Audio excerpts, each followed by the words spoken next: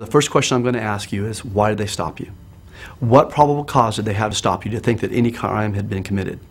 And it's usually a defective tail light, or in Texas they have this rule that you have to be able to read the word Texas on the license plate. That's that's one of those things that they go out just to stop anybody they want to, because everybody has license plate holders. They pull you on the side of the road and they're going to stick their head in and they're going to say, hey, what's going on, and have you been drinking? And most people will say, well, yeah, I had a glass of wine at dinner, or I was over at a buddy's house and I had a beer.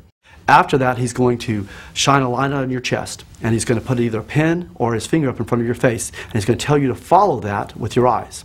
It's called the horizontal gaze nystagmus test. The second thing he's going to have you do is he's going to have you walk a line. He's going to have you take 9 steps, take a series of small steps for a turn, and come back.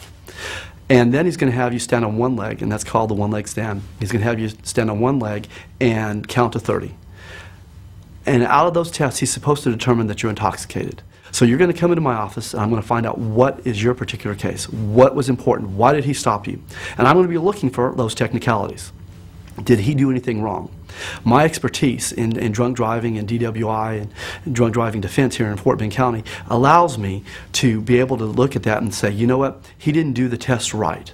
As a field sobriety test instructor for drunk driving and DWI and DUI here in Texas, I am able to determine whether the officer followed the standardized methods that he's supposed to for the field sobriety test. Sometimes they do, sometimes they don't. If they don't, it's not a standardized test, and if it's not done correctly, it shouldn't be admissible in court. When you're facing Texas justice, you need a Texas lawyer, especially someone who is a Texas judge looking out for your rights.